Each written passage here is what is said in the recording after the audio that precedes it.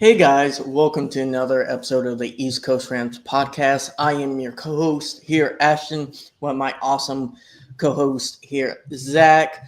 Happy W, guys. It was a heart attack inducing game, a very thrilling game that we're going to go ahead and break down here. If you are watching us live, please feel free to comment and tell us your favorite moment from this win. And, if you guys want to join the podcast going live, we can try to do something with that. Or if you have any questions, go ahead and post them down live. How are you doing, Zach? What a game. I feel relieved. Whew. What a game. I feel very relieved. Being from the Indy area, it would not have been good going into Monday morning into the workforce and being basically, shown up a little bit, I guess, if the Colts would have won. But they did not, so I can go in with my head held high. It was a close game. I mean, really the Colts lost it for themselves. And the Rams did basically everything they needed to do, especially in that last, really like 8 minutes of the quarter to really push into the W column. Yeah, Stafford, after starting off slow, kind of heated up there in the fourth quarter. But let's be real, guys. The Rams weren't the better team in this game. The Colts had 2 TDs taken off the board. And, I said this about the Eagles game, like, we kind of got away with one here. Just being real. Well, those were legit. Hold on, before those were legitimate callbacks, though. So that's not what I'm saying, though. I'm saying those were 99% of the time, those mistakes are not made by a football team, especially the touchdown. Like the fumble at the 1 yard line, that almost never happens in the NFL. I'm sure Adonai Mitchell is never going to do that again. Just really crazy. That's something that the Colts, if they have that lead, they can play differently. Jonathan Taylor was heating up. Their play calling was way more limited because they didn't have a lead and they couldn't run it out like they had the previous few games. So the game goes very differently, and we have to pass more, which strictly, Zach, we were struggling for most of the game until the latter third quarter, fourth quarter. I would say that the Rams had the better defense. I really do believe that. I really do believe that the Rams had the better defense of the game. The Colts had a good offense. I'm not saying it was a bad offense. Our offense just, again, tend to struggle to kind of start off. And we've seen that outside of the Eagles game, which was kind of the oddball of them, we really started to cook more in the second half. And in this game, obviously, it took into the fourth quarter to get there. I don't know. I kind of see this as 2 really good football teams battling it out to the very end. And I agree with you that the Rams did squeak this one out. Like I said at the head of this, that I think it was the Colts who lost it for themselves. I don't think the Rams lost it for themselves. I think they played what they could have. Some of the play calling, again, we've struggled a little bit with the play calling, things like that. But the Rams, I think, fought very hard for this win. Stafford fought very hard for this win. Puka did everything in his power to help win this game. They found the way to win, and that's what matters, especially in the fourth quarter, coming back, scoring 14 points. So that's probably why I would push back a little bit is that I think the Rams won, and they won admirably, but it was the Colts who lost it for themselves, as you mentioned, with those 2 callbacks. I think if they would have gotten those, this would have been a different ball game, like you mentioned, and that the Colts, probably would have won this game. Yeah, and that's all I'm saying, and that's fine. The Colts, I think we learned today, is a real team. As with the Rams are a contending team with 2 linemen hurt out of the game, and our backups really struggling in pass protection, and we can talk about that a little bit later. But going over some of the kind of stats here, and I'll talk about the offense first. Stafford goes 29 of 41, so a lot of pass attempts here, especially in the second half. 375 yards, 3 TDs. We kind of saw this, especially in the first quarter, Zach. Stafford really struggled. He was missing some guys where you could feel like he was trying to rush the ball, which I don't think is necessarily his fault. He was getting pressured consistently. Latu had a really solid game, especially going against a right guard, and he almost got a fumble himself off of Stafford. Stafford, uh, maybe that could have been a touchdown, but more likely 20-yard bomb, 25-yard bomb, just kind of broken up because of that pressure. What do you make of Stafford's kind of play, especially in the fourth quarter? Yeah, I mean, you look at the fourth quarter in that comeback. I mean, he was 9 for 10, 2 touchdowns. Beautiful ball to Tutu. Obviously, that was Oh also yeah, a broken play where the Colts defender fell and kind of gave that opening for Tutu. But man, oh man, was that a beautiful pass and catch? And finally, we got Puka Nacua a receiving touchdown. I feel like that was long coming. But yeah, I mean, just a great fourth quarter comeback. I mean, they don't call Stafford the soul snatcher for nothing. I mean, he is now fourth? Is he now fourth all time in fifth. comebacks? He is fifth, and then I think he's only one away from fourth. I think he got fourth tonight, beating. Oh, he might have. But he's 6 away from Tom Brady. Tom Brady has 56, and I think he has 50 now. So congratulations to him. That's amazing. He should have 51, to be honest, last week in the drive he had to kind of seal that game that ended up getting blocked. But moving on to rushing, and this is going to be an interesting topic for us. Kyren Williams, 13 carries, 77 yards, average of 5.9. He was cooking outside of the fact that he had a very costly fumble that realistically should have lost the Rams the game if the other team didn't have a 60-yard touchdown fumble.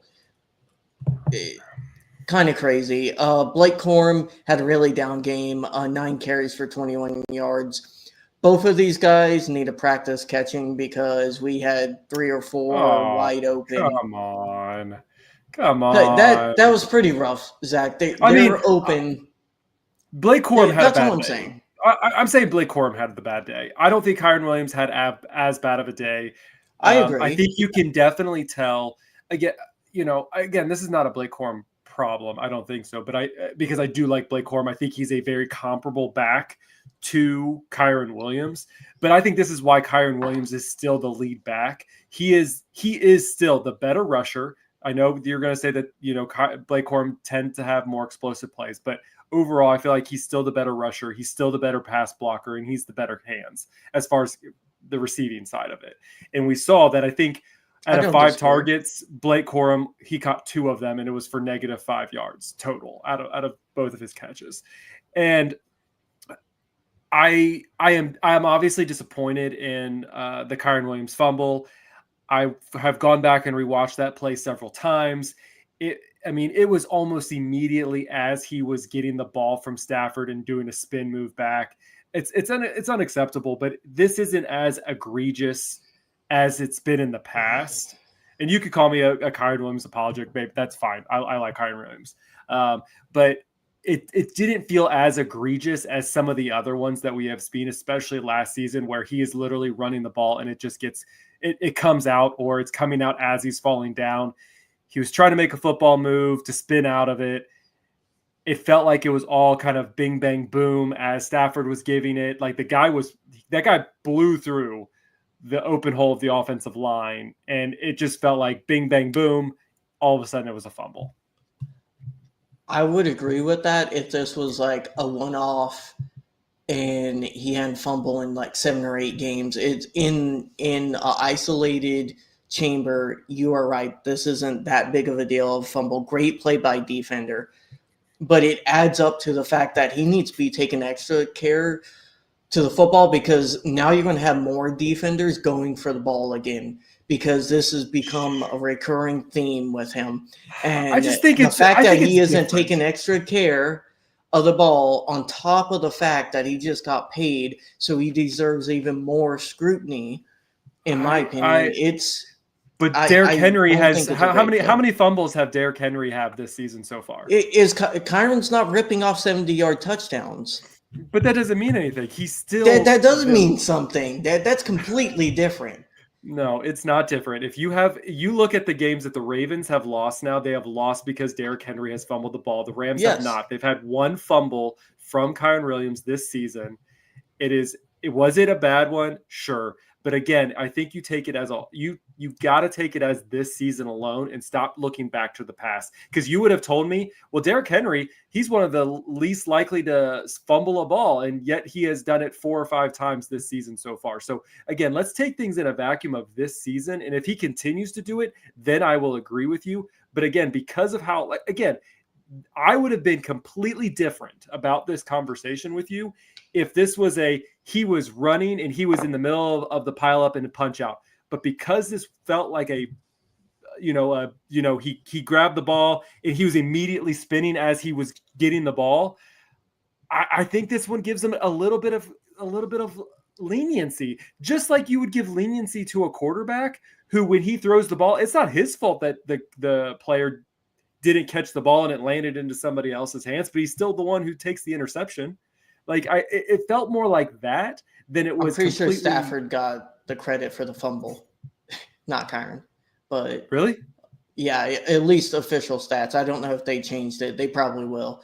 But just quickly to respond to that, at least how I view it is, I don't think it's necessarily a big deal, but people have to understand, if Adonai Mitchell doesn't fumble that ball, Kyron directly is the reason we go down 2 scores, and they can easily lean on Jonathan Taylor for the rest of the game. And whether or not that's fair or a little harsh, Kyron gets paid the big bucks now. He had a good game. I'm not saying he didn't have a good game, but that one, and you can say this about the playoff games, that one mistake it can prove a very costly mistake, and Rams should have lost this game. But you see, I just don't disagree. I disagree with that. You gotta say that. Well, I want Stafford to get pulled if he keeps throwing interceptions. I didn't say he should get pulled. I just said that should be something they focus on, especially with the way he moves. This has to be a focus of him and his training staff. All right, let's get back to the positive, because the Rams did win this game. I feel like we're getting really bogged down into the negatives of Kyron Williams, and yeah, 770 yards, 5.9 average. It was great. I really felt like we should have rushed the ball a little bit more, especially when we were getting towards the red zone. We had no rushing touchdowns, which does feel a little bit unusual for the Rams team, who have been Blake Corum and Kyron Williams, after 4 weeks, have been very successful in the run. But Zach, you forgot the other rusher we had on the day, Matthew Stafford. 4 carries for 4 yards. Oh my gosh, that guy looked like he was running with a walker out there. I love Stafford. The time it took to run those 4 yards, most people, even Aaron Rodgers probably could have got 10 yards out of that. Oh my gosh. I'm sorry. I don't even think they're bad ideas for him to run in that moment. I'm not even criticizing Stafford for trying to run it in those situations. It is frightening. I'm just just go down. Don't get touched. Whew. It just felt like a very long time to go 4 yards.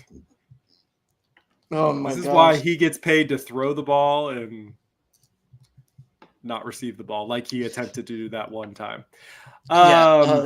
You want to go through receiving?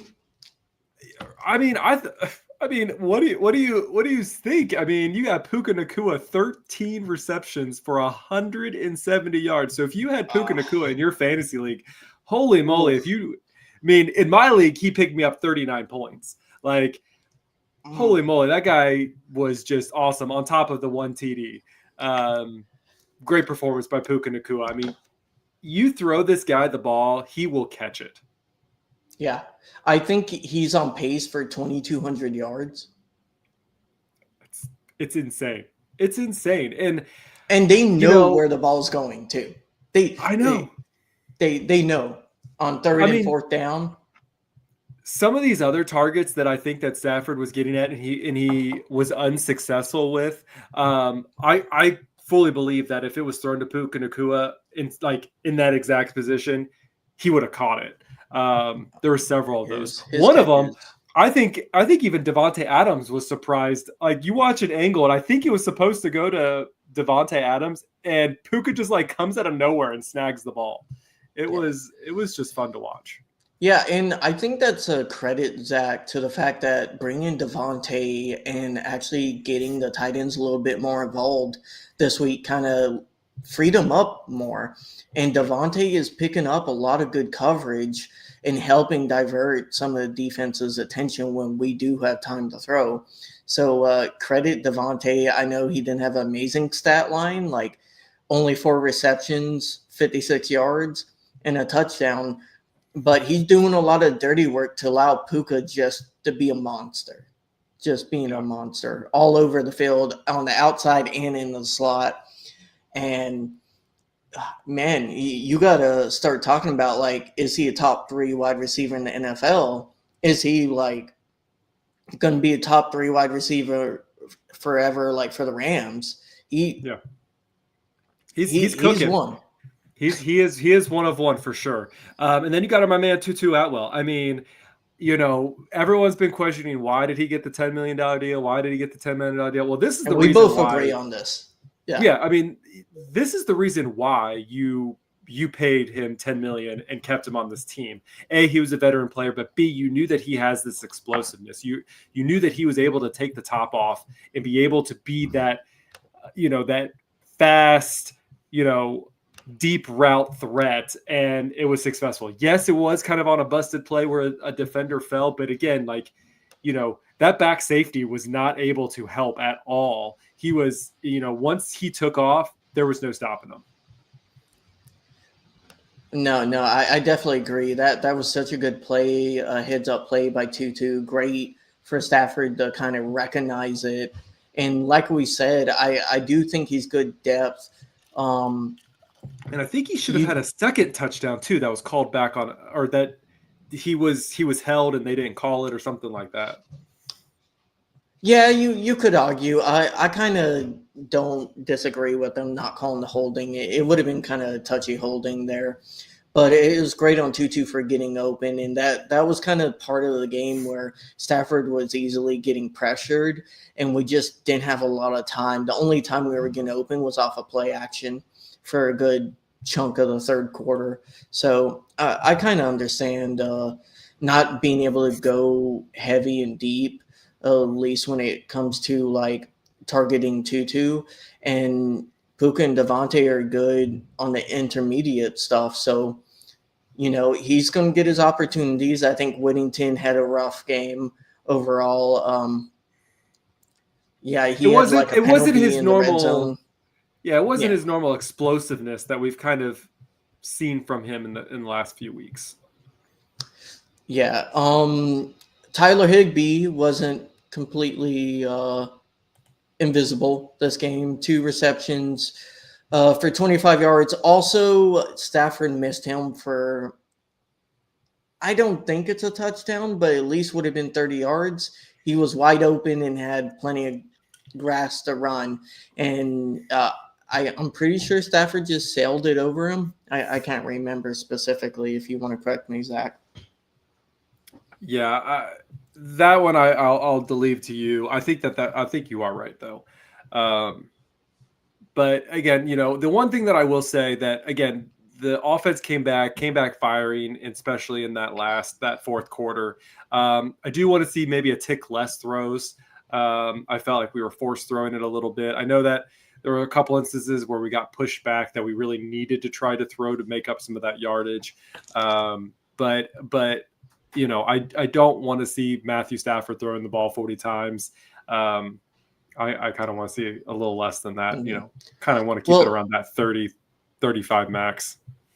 I would say, in fairness to that, there were a lot of just shooting ourselves in the foot with really bad holding and a man downfield and just this was one of the sloppiest games I've seen the Rams play. A lot of these penalties were legitimate and just bad on the Rams, and you Yeah. got to just clean up that execution, because a lot of the time we were doing good rushing, and then we would just get put in like third and long, second and long, and McVay does the typical, let's just do a screen to running back and see what he can do on Yep. this long play and be safe. And most defenses see it coming. Like they even almost got the Puka on that third and long, and Puka is just so much of a running back that he just went through the entire defense to get us the Mhm. first down. Yep.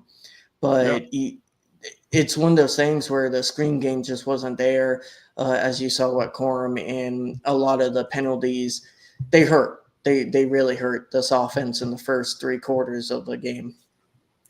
Yeah, definitely going into this next week. I mean, our offensive line is going to need to get better. We need Steve Avila to get healthier. 3 Oh, so sacks on badly. Stafford.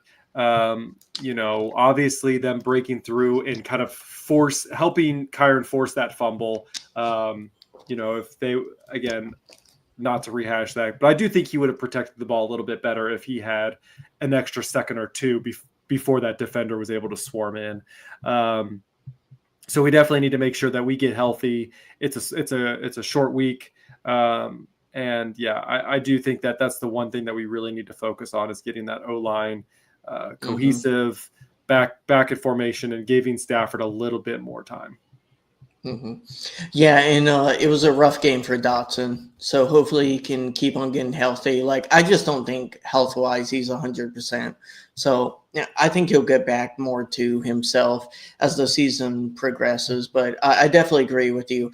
Like, with all the negative stuff I have said, I still believe this team is putting up 27 points without its starting O-line, and with a lot of, let's say, easily fixable things. And I feel like by the trade deadline, if we can get a cornerback after losing Akello, I really do feel like this is a top contending team, a team that should beat the Eagles. We should be 4-0, and the 49ers just lost to the Jaguars, and we're going to have to face them on Thursday. And if we can win that game, Zach, and start season 4-1, and we're not playing our best football of the year, that's a pretty good start. That's a pretty good start to the year.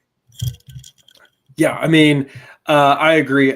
We got to get better in our red zone under the 25-yard line. We need to start making sure we're scoring all the touchdowns, not leaving up to field goals. Obviously, that's what's led us to that. But, you look at it. I mean, Matthew Stafford right now is leading in yards in the NFL. I think he is, what is it? He's tied for tied for third for passing touchdowns.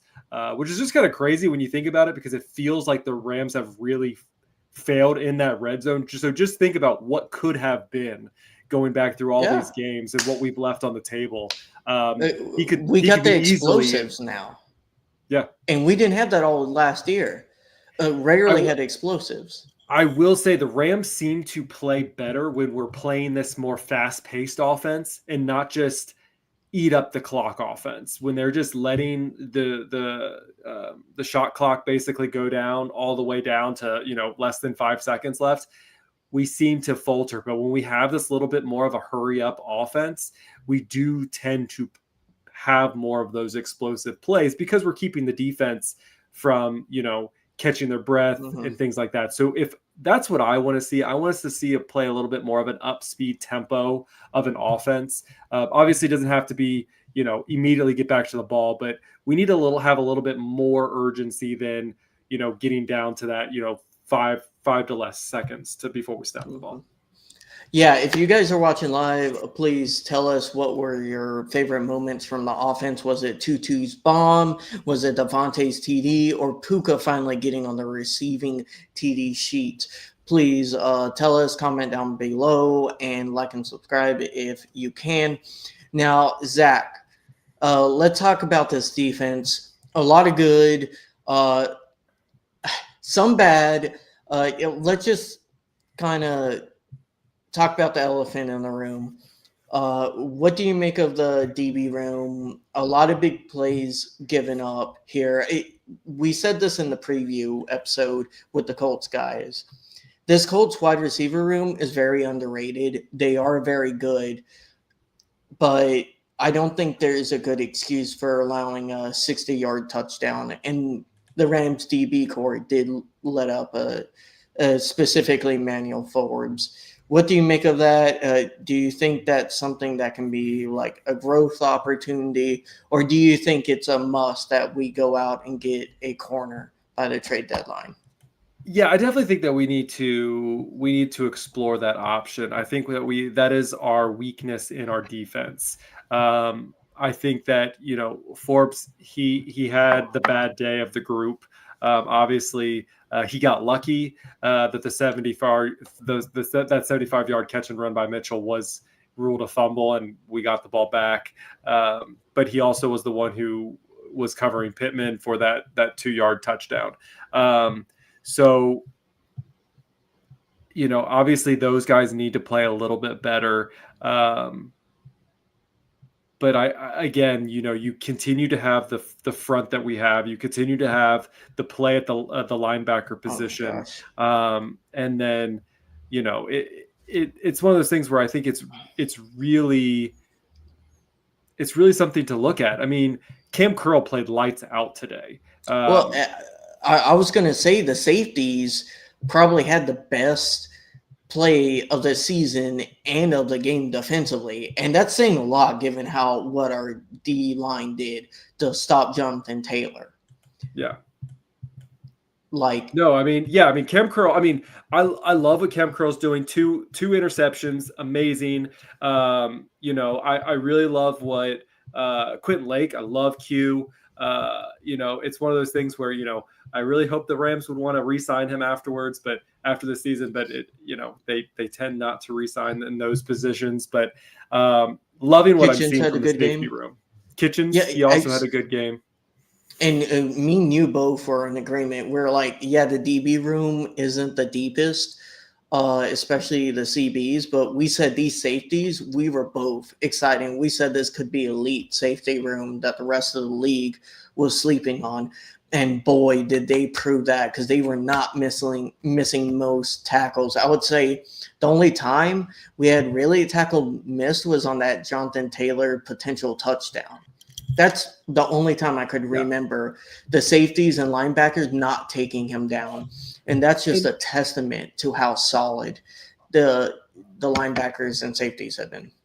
And I want to say how tough this defense is. I mean, look at this. If you look at the Colts offense through week 3, they only had to punt one time. Only punted once. You look at this game, they had 2 interceptions, and they punted 3 times, I think. They forced 3 punts at the least, on top of forcing a fumble as well.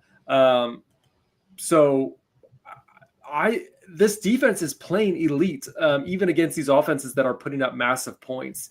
You like we said in the preview, like the Colts team was coming in at second best in points through week 3, and we held them to 20 points, and their average was like in the 30s. It's just good to see what this defense can do. Obviously, they kept Indy at 10 points all up until the fourth quarter. The offense wasn't staying on the field long enough to give them time to breathe. And so that tends to cause more points. And so that's how they scored their 10 points in the fourth quarter. Because I think that the Rams were the defense was getting tired of consistently being put back on the field. Yeah, and that's going to be hopefully something where, like, I would say normally if the Rams had a lead, they wouldn't have gone for the kill shot there. But being tied, you got to take your points, got to take the 80-yard touchdown. And, the defense did end up sealing the deal. And it's just impressive stuff there. Let's go ahead and talk about Nate Landman, because, boy, what did Jonathan Taylor end up with rushing? 77 yards. Dude, or 76 yards. 76 yards. What did I say in the preview about where he would be? I said he would be around 70 yards. Yeah, I mean, I knew this defense was going to contain him better than he has been contained in any of the other games. He got more yards than Saquon Barkley, but he didn't get any touchdowns involved in it, and that's the key. You keep your most explosive weapon away from the end zone, and that's what they did. Well, I mean, in fairness to Taylor, he had a touchdown that Adonai Mitchell also wiped off the board. Doesn't count. Not the best game by Adonai Mitchell, Zach. Wow, I can't remember last time we watched the game where one player did so much negatively to hurt a team's chances of winning a game. Yeah, for sure. And it does stink. I mean, it stinks obviously for the Colts fan base. It stinks for Mitchell himself. So I'm sure he's kicking himself all the way home to Indiana right now about that. But, it is what it is. I mean, the Rams, this happens to the Rams all the time, or not all the time, but it does happen. You get good plays and they get called back.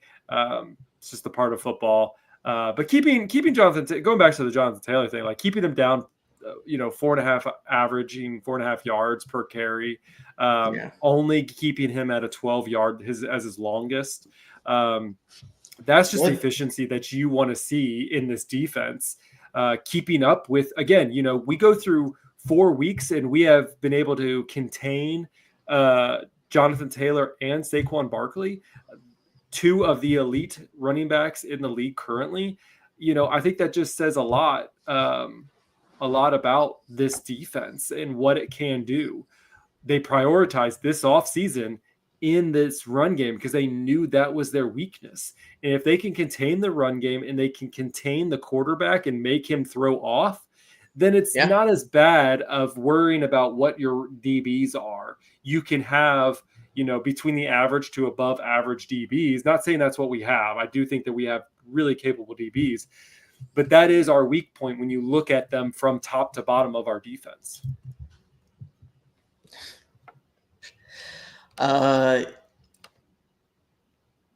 Okay, so typically I don't like showing negative comments, but what do you make of Zach? The fact that our friend here, Brian, which thank you for watching and commenting, Brian, is saying that the Rams are not a Super Bowl contender yet. So what I will say is that you win championships because of your defense, but our offense does need to pick up things a little bit. I think 3/4, the first 3 quarters, our offense was sluggish. It was. Getting down to the red zone a couple of times, getting 2 field goals and 1 touchdown. That was great. We really started to fire things up in the 4th quarter. So there's going to have to be some adjustments that get made. But we did play over the last 2 weeks. We played 2 very good football teams. I think the Colts are a good football team.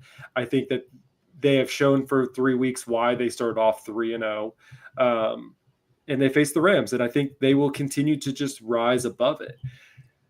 The Rams do need to figure out the offense and how to continue success without shooting themselves in the foot. And I think that's the problem. I think our defense is playing very well. Our offense needs to figure themselves out a little bit better. Yeah, I will just respond with the fact that the Rams have scored 26 points in the last 3 weeks with 2 of their starting linemen out of the rotation, and we have a top 5 defense. This is absolutely a Super Bowl contending team. They arguably should have beat Philly 2 games in a row, and they would have went on to have probably a really good game against Washington. So you're looking at a team that was a contender last year and is only better, and we're not operating at 100% on offense, and we're not even operating 100% on defense. And this team is putting up points and defensively being really great. And I even said, this game, we got away with one, in my opinion. But still, you're going to have games you win, you shouldn't, and same thing, vice versa. And to be fair, we got away with one because of the Colts' mistakes. We lost we lost to the Eagles because of a special teams play. It wasn't because of our offense. It wasn't because of our defense. It was because of Yeah. special teams. We would have won that game if even one of those field goals was made. Or So Puka isn't taunted. sure, yeah, yes, but taking not into account the refs, because again, I don't want to go rehash that all again. But um, again, if we would have made either one of those field goals, we would have won that game. Brian, I just don't agree with that because we should have beat them this time. It took 2 miracle field goals after 3 miracle drives. There were 10 different things that if they went just one of the Rams' way the entire game, they win that game. Don't get me wrong, they weren't perfect that game. They had stuff they need to clean up. But the fact that we were still on the line in the first half of the season and we're not playing our best football right now, I believe McVay will have this team ready to beat the Eagles in the playoffs this year. I really do believe that. And I'm the negative one on the panel. Yeah, I mean, it's all going to come down to who's healthy and what the status is obviously going to be at that point. February is a far way away, and we don't know what the status is going to be of them. But I have faith in this team, and we said this in the preview episode, that this is probably the most talented Rams team that we have had, especially since that Super Bowl year, but maybe even since the McVay started. And there are still some little wrinkles that need to be adjusted. Obviously, Stafford not being able to play all of that offseason with Davante Adams, they're still trying to find the rhythm. And I think that will only continue to get better if they can start utilizing Tutu more. If we can stop shooting our foot in some of these more explosive plays with Whittington and things like that, clean up those things, get our offensive line healthy, then I have no problem believing that this team is going to make a deep dive into the playoffs. But we got to take it 1 week at a time, one game at a time. And, that's all we need to worry about now. We'll worry about Philly in February. Let's not worry about them today. Yeah, and I don't disagree with this. Like, you're right.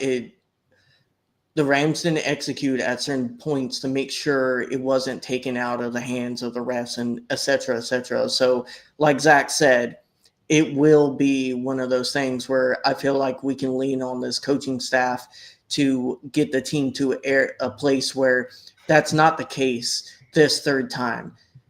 And, the Rams have won like 12 games straight against everyone not named the Eagles. Don't forget that.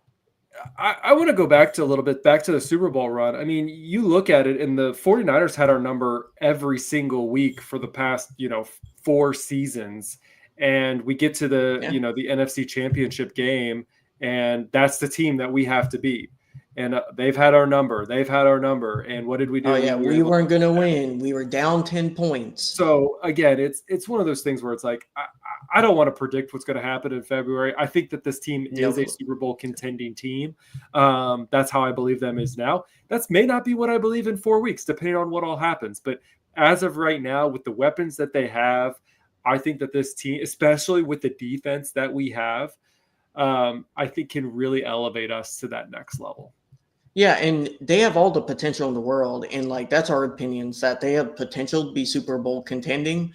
Now, whether they realize that on the field, especially when it comes in the postseason, they have to get there first, and we'll take it week by week. Going back to the first touchdown drive ended up with Davante Adams' touchdown. What do you make of that 94-yard drive to end the half, Zach? No, it's impressive. And again, this comes back to what was successful then and what was successful in the 2 touchdowns that happened towards the end of the game. And it was that hurry up offense. It was that we need to keep the ball moving and don't give this defense enough time to put their pieces together. And I don't know what else. That's all I can say is I feel like when they have more of a sense of urgency, they're able to move the ball more efficiently. No, I agree. And I even tweeted from our account. I was like, they should continue to do this. because when you let those edge rushers kind of tee off on some of these backup linemen, Zach, these linemen, they can run block pretty well, and you can see that there are holes there for Kyron and Corum. But man, the pass blocking has just not been it, and they are struggling. They are surviving. They look like they're underwater. Those two backup guards, or sorry, one backup guard this game, and you can tell Dotson is very hurt. So like he was allowing pressure too. So it was a good drive. Devontae had a good touchdown catch, and I'm putting this one out for Brian. Yes, the Colts shot themselves in the foot. They were the reason why they lost the game, but the Rams played what they needed to do to win the game.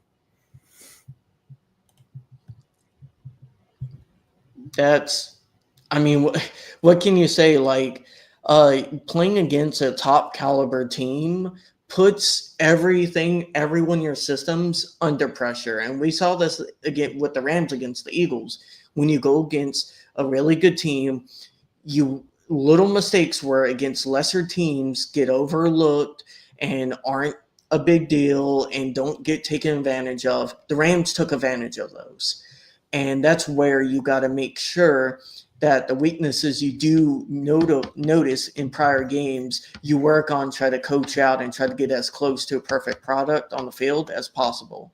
And the Colts we kind of talked about this in preview. They didn't face the best competition leading up to this. I feel like playing the Texans and the Eagles, Titans fell off a little bit defensively from last year. But I really do feel like, Zach, that prepared this offense for being able to grind it out against these tough opponents, these really good top-tier defenses. And I would say the Colts have a top 15 defense around like 10 or 11th, up there with near with the top of the league. So it's just really impressive by the group, especially in the fourth quarter.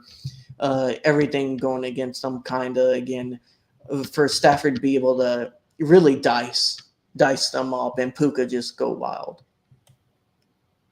Brian, we're also big Tutu fans, and we're so happy that he finally got this this for him. I think he's had this one coming, and he's going to have a few more under his belt before the season's over for sure. Yeah, and you have to realize you're putting this on tape. Even if he wouldn't have got a touchdown off of it, people have to remember just the attempt backs off the DBs, puts it on tape for other teams, and makes defenses respect the deep bomb a little bit more. That's the great thing about these explosives is they also create more opportunities in future games when we're lining up like this and Tutu is out there. You're going to have to make sure you shade a safety deep on top of having a man underneath him because he's going to be able to rip one off at any time. Yeah, I mean, and that will make everything else explode. Is if you just keep everything so short and keep the field short, well, that's how the defense is going to play. And it's going to be much easier to break up passes, get interceptions, things like that. But if you're able to have those who can stretch the field a lot more, then the defenses have to be able to open up, which gives Stafford a lot more opportunity to do a lot of his famous no-look passes and things like that and get them into a much better spot. But if they keep everything so contained, which I do feel like they have been doing, everything's a little bit too short passes, keeping things, within the 10 yards of throwing, even with Puka being able to catch and run with things. I do think that they need to expand that a little bit, have a few more deep targets. Even if they don't work out, I'd rather at least see them than trying short passes that get us 1 yard, and if that. What do you make of this comment, Zach? Rams need to cut down the penalties. Colts and Rams, some really, really bad, egregious penalties that killed a lot of their drives, especially in the first half. Both of these offenses felt like busted down cars trying to get started, and it was just not wanting to rev up until later. Maybe for the Colts, it was all that fake noise that the SoFi, feeds into the system. Maybe it was all that. They fed extra volume into Wait, there. Zach, why would they have a false start when it's just fake crowd noise? I don't. Multiple false starts. Yeah. Who knows? Who knows? Anyway. Yeah, but I do agree that this was a lot of these penalties were just shooting yourself in the foot. I think we mentioned it earlier. The man downfield, that was kind of boneheaded. Some of the holds were a little bit boneheaded. You just you can't. Execution in NFL is already hard enough, and this is something we don't see often from McVay teams. Is uh, these little small penalties that really destroy a drive, because I feel like we still are struggling, and most offenses do, when you go in second and long and third and long. And, McVay doesn't like to gamble on those many times. So for the most part, he's going to give up on that drive and just hope a screen will get you what you need. So got to work on that, and we don't typically see that. So if we can clean that up on top of everything else we have talked about, we're already a top 10 offense, and we got a lot that we can improve, and that's a great thing to say. Yeah, we're 3-1. I'm in no rush to criticize as more than we have, because I think, again, these are small things that can be cleaned up. I'm not concerned where we move going forward. Ferguson, eventually he'll get in there one day. One day, he was deactivated before the game. Yeah. So, I mean, Zach, I'm just happy that both of our tight ends were actually useful this game. I know they've been doing a lot of blocking, and the game script kind of went away from them in the Eagles game, but I feel like it would just be so much better if we have an explosive element in the tight end room. And He'll come. Higbee is good. He's good, but I feel like Ferguson could be great. And I don't want to take away too much from Higbee. Like, he was wide open, and he would have had like 60, 70 yards if Stafford didn't overthrow him. So, like, Higbee had a good game. I just feel like Ferguson, it'd be nice to see our second-round draft pick. That's, I'm going to throw this one up here. It's kind of long, but concern is Stafford keen on Puka a majority of the time. I don't think it's a problem. I don't even know if Puka is really his first read most of the time. I think it's been Devontae, to be honest, especially in the red zone. I think so too. I mean, obviously, my biggest concern was that we were forcing, and even McVay said it during the Titans game, was that they were forcing the ball in the end zone to Devontae. Yeah. And we really need to try to move away with that. We need to try to find, obviously, the best person open who's able to do it. Obviously, Devontae and Puka probably have the best hands of our receiving core. And so, we're going to try them first. But we've seen it before. Davis also has been able to get into the end zone a couple times this year. We got 3 different receivers getting into the end zone this year with this game with Puka, Devontae, and Tutu. So we're starting to see the little bit of a spread for the TDs. I just want to see better red zone coverage, get closer into that, within the goal line, and then kind of punch it in with some of our rushing too. I want us to be more dual threat in the red zone and not just stick to pass. Well, I would love also to mix in a lot of more sweeps and kind of fly different slip screens and stuff like that in there with not only Puka, but like Whittington. And I know he didn't have a great game, but I really do feel like Whittington will pop off one of these weeks. We don't expect him to, because of the coverage that they have to devote to Puka and Devontae. I mean, I don't know what else you say about other than what he says. I mean, Puka makes the plays, and we said this kind of earlier on when we were talking about the offense, and it's true. Like, it almost doesn't matter what ball you throw at Puka, he's going to catch it. It could be It's nuts, on man. the ground. He could be on top of a helmet. It could be off, almost out of bounds. The two-toe, this guy can catch almost any ball that Stafford throws, even if the ball was not thrown well. And so why wouldn't you throw it to your best hands? Or at least that's probably the option you're going to choose majority of the time. Stafford picks a target. He did this in Detroit. He did this with Cooper Kupp. He's doing this with Puka Nacua. Like, he's obviously going to spread the ball around to, 8 different receivers, but he's going to have his favorite. And this year and last year, it's Puka. In kind of in response to what you said and what Brian is saying, I would agree with you if Puka wasn't literally being a running back at wide receiver. I do not care if he is ripping 10 to 20 yards every time he catches the ball. So, like, it would be you just can't say the rest of the room is bad because he's getting focused and doing great with the attempts that he's given. Like, that's not an indictment on the rest of the room.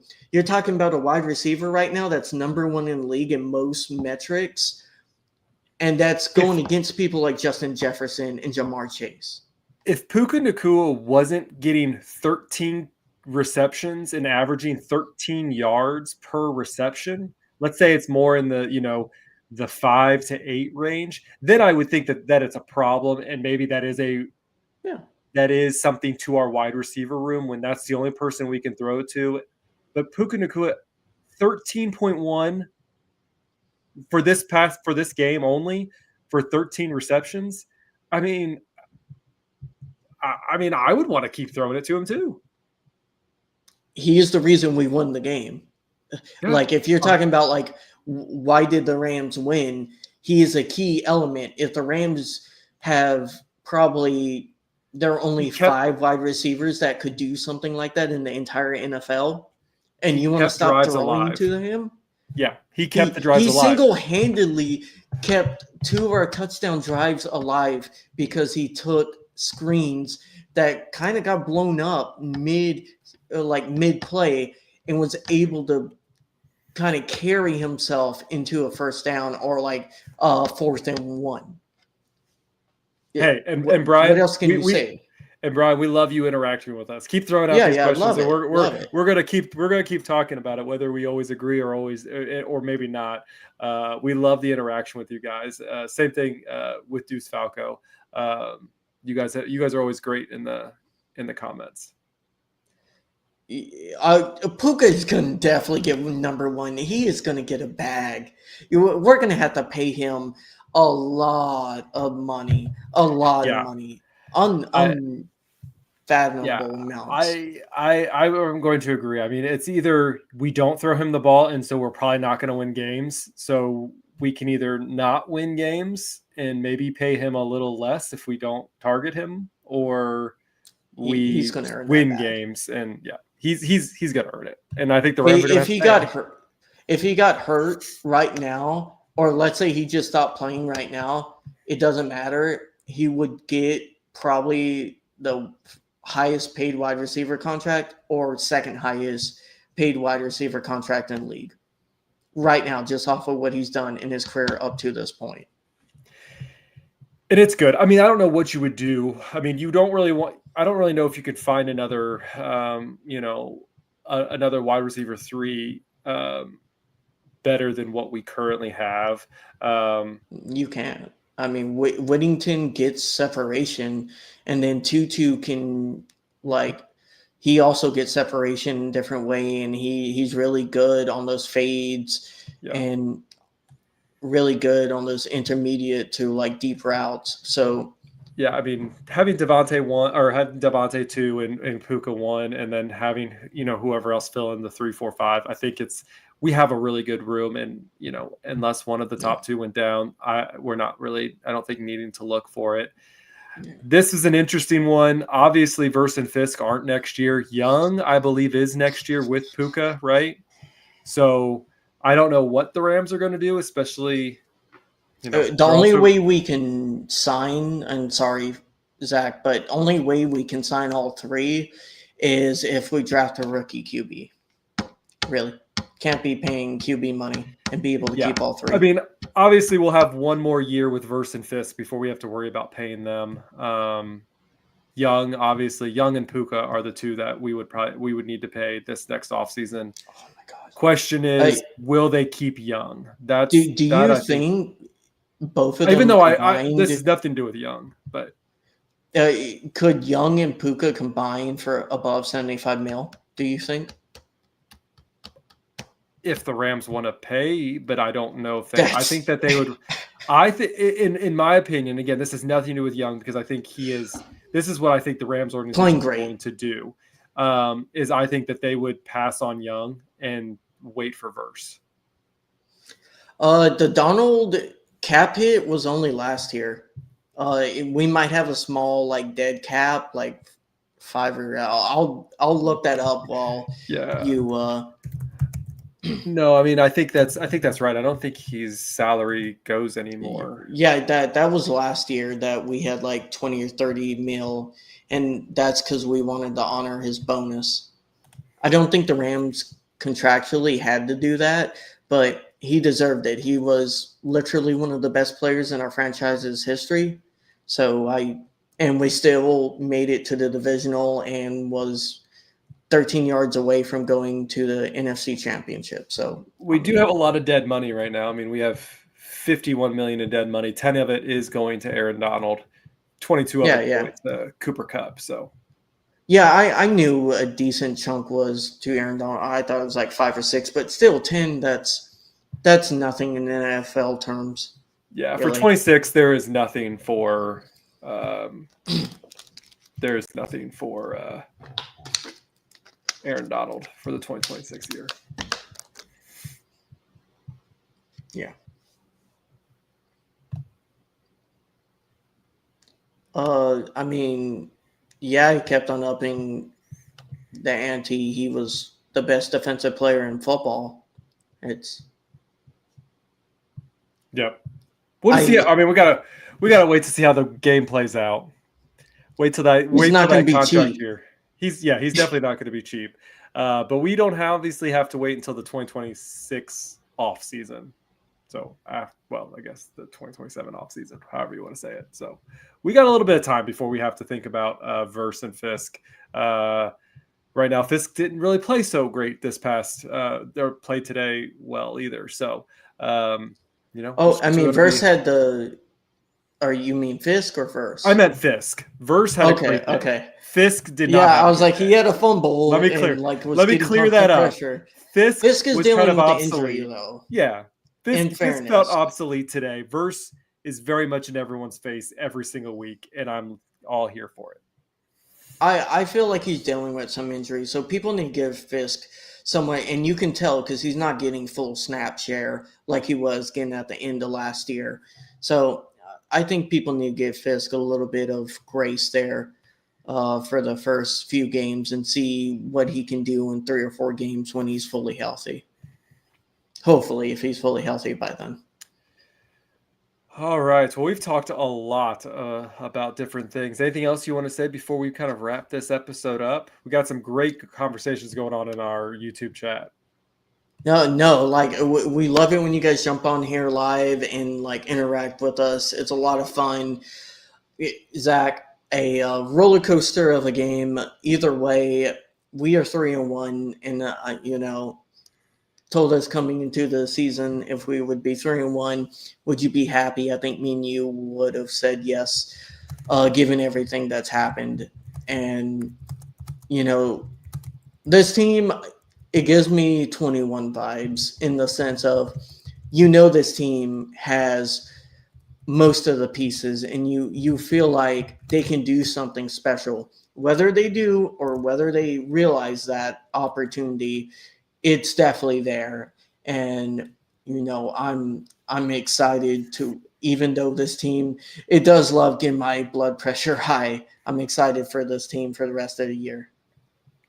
Yeah, it just makes it fun to watch. I mean, obviously, some parts of the game is more fun to watch than other sides of the game. But seeing Puka, seeing Stafford, seeing what Jared Verse and Byron Young are doing on the defensive side, I'm excited about what this defense shows. I keep on saying this. We are a top 3 defense. People need to watch out for us.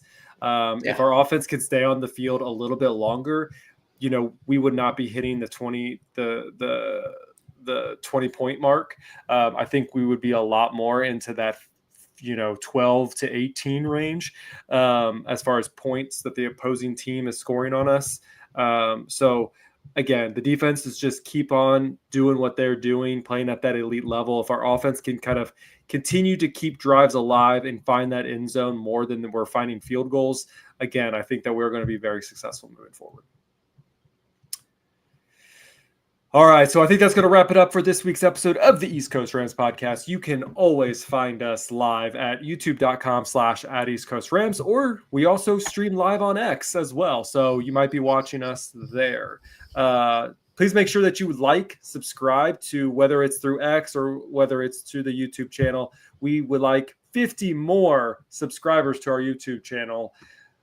Maybe before Thursday. Could you be one of those people to be one of our 50 subscribers that we need to take us to the next level? Please do that below. Also, comment on the video. Tell us what you like. Tell us what you don't like. We got Eagles fans still commenting in our Eagles video because they're still sour about winning against us. Really? So, really? When they had another offensive last drive by the other team, and they're holding. They're still complaining in our comments from a video from 2 weeks ago. Talk about sore winners, man. Yeah, we're gonna try to move on from them. But you can also find us, not only on X, not only on YouTube, but Instagram and Threads at East Coast Rams Pod. Or if you're on Blue Sky, we're there too. You can just go to bluesky.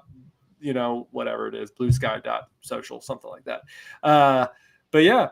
That's Ashton. You can find him on X at RamFanAshton1. I'm Zach. You can find me at Zach Mayer on X as well. And it's a short week. It's going to be Thursday Night Football. Can't wait to preview the episode with you, Ashton. Rams, 49ers in SoFi Stadium. It's going to be fun. I will be flying over SoFi Stadium as the game is going. Will not be attending. Sad, but I will be able to see SoFi from the sky as the Rams take on the 49ers. I hope the plane has ESPN. That's all I can say. Okay. Or Prime. I guess it's going to have to Prime. How am I going to watch the game? This is going to be a problem. I'm going to have to figure this out. Quick question, Zach. Does that technically count as you going to the game, even though you're just flying over? So if we lose, does that add to your lose stat or your attending stat? I don't know if I'm directly over the stadium, but it's a canopy. So if I'm not under the canopy, does that count of not going? I don't know. If it's a win, we'll just tack it on. If it's a win, we'll tack it on. If it's a loss, we weren't going to count it at all. What are your guys' thoughts? Let us know in the comments below. All right, we're going to wrap it up. We will see you guys on the next video. Victory. Can't wait for Victory Monday. And with everything got, whose house? This is a Rams house.